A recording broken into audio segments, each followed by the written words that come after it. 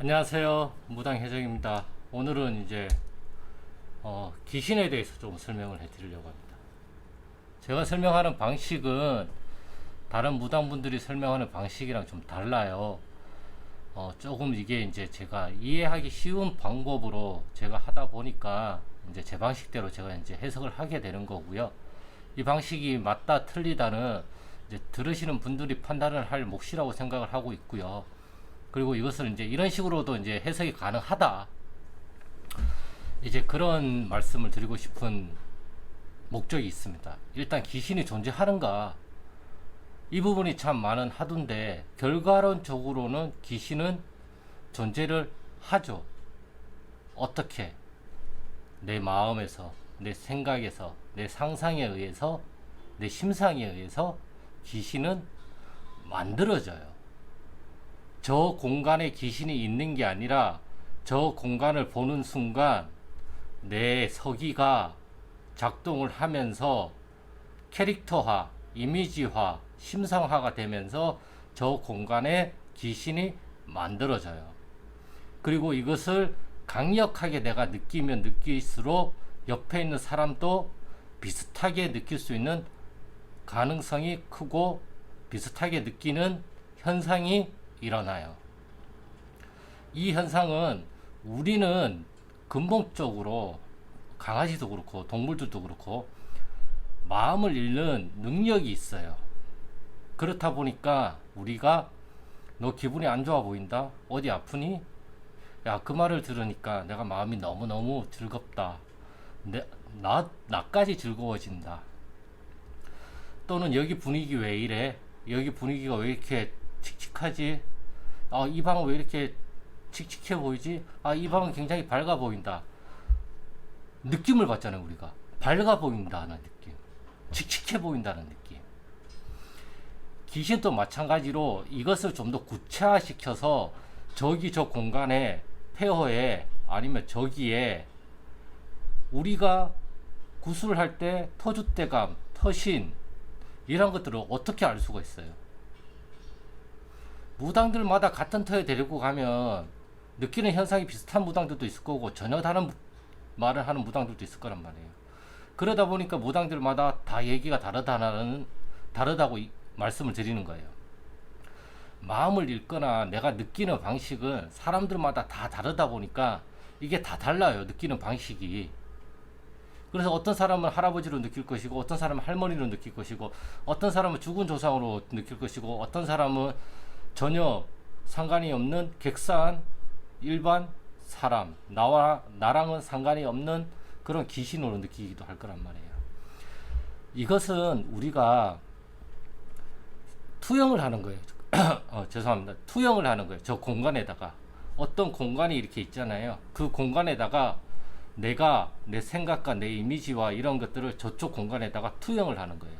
그러다 보니까 저기에 뭔가가 있어. 저기에 저게 있어. 흰 소복을 입은 사람이 있어. 이렇게 볼 수 있는 능력이 생기는 거예요. 이것을 실제로 예로 이게 예가 될지 안 될지 모르겠지만 아무튼 지금 누구나 바나나나 사과를 다 떠올릴 수 있어요. 머릿속에서. 그렇죠? 바나나를 생각해 보세요. 그러면 뭐 노란색 바나나를 떠올리는 사람도 있고 익은 바나나를 떠올리는 사람도 있고 완전 파란색 아직 익기 전에 바나나를 떠올리는 사람도 있겠고 다 다르단 말이에요. 그리고 이 바나나가 머릿속 어느 공간에 있는지 한번 짚어보세요 라고 얘기를 하면 어떤 사람은 저는 바나나가 이쪽에 있어요. 저는 바나나가 이쪽에 있어요. 전 바나나가 이쪽에 있는 것 같아요.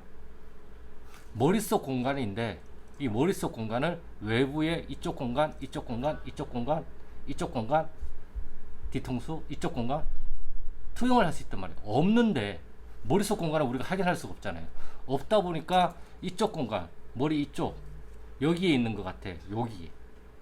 여기에 있는 것 같아. 이렇게 투영을 할 수가 있단 말이에요.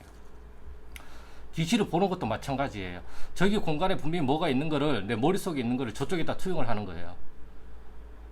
그러면서 이게 만들어져요. 그러면서 이야기도 만들어져요. 이게 상상이든 아니든 그건 상관이 없어요. 내가 그렇게 느꼈다라는 게 굉장히 중요한 거예요. 내가 철저하게 그렇게 느꼈으면 그거는 그 순간 만들어져요. 저 공간에 과연 귀신이 있을까? 저는 그건 아니라고 생각을 해요. 저 공간에 귀신이 있으면 저 공간에 계속 있어야죠. 근데 귀신이 따라온다고 하잖아요. 왜 따라올까요? 내 머릿속에 있기 때문에 따라오는 거예요. 우리가 귀신을 봤어. 천장에서 봤어, 이렇게. 천장에서 보다가 이렇게 돌렸어. 그럼 귀신이 여기 와 있어. 이렇게 봤어. 그럼 또 귀신이 여기 와 있어. 그러면 그 귀신은 움직이는 걸까요? 아니죠. 내가 움직인 내 눈동자와 내 머리가 움직이는 방향 쪽으로 귀신이 바뀌는 거잖아요. 그거는 내 머릿속에 있다라는 얘기예요. 결과론적으로는 귀신은 만들어지는 거예요. 저기에 있는 게 아니라 원래 나한테 있는 그런 귀신적인 존재가 그 공간에서 딱 합이 맞아서 딱 하고 발현이 되는 거예요. 그리고 나서 그 공간을 벗어나면 귀신이 또 없잖아요. 그 귀신이 다시 또 없잖아요. 네. 그렇기 때문에 귀신이라는 존재를 우리가 너무 전설의 고향이나 만화나 그러한 것들로 너무 생각을 하시면 안 돼요. 물론 우리가 이러한 것들을 그냥 귀신이라고 얘기를 하면 우리가 그걸 어떻게 알아볼 수가 없잖아요. 그러다 보니까 우리가 알아볼 수 있게끔 그것을 캐릭터화를 시켜가지고 만드는 것에 불과해요. 근데 이거는 사람들마다 다 달라요. 어떤 사람은 동자로 만들 것이고, 어떤 사람은 선녀로 만들 것이고, 어떤 사람은 장군으로 만들 것이고, 어떤 사람은 처녀귀신으로 만들 것이고, 어떤 사람은 총각귀신으로 만들 것이고. 그러면 저 공간에 이 모든 귀신이 다 있냐? 그건 아니잖아요. 내가 받은 인상이 그대로 저 공간에 투영이 되다 보니까 저 공간에 마치 뭐뭐가 있는 것처럼 느껴지는 것 뿐인 거고, 저 공간에서 내가 벗어나게 되면 다시 다르게 느끼게 되잖아요. 그래서 우리가 말하는 귀신이라는 거는 저 공간에 있는 게 아니라 순간순간 나란 존재에 의해서 만들어지는 거예요. 이 만들어지는데 내가 이 귀신을 어떻게 생각을 하고 어떤 태도를 대할 거냐에 따라서 저 귀신이 착한 귀신이 되고 나쁜 귀신이 되기도 하고 원이 많은 귀신이 되기도 하고 한이 많은 귀신이 되기도 하고 나를 도와주러 온 귀신이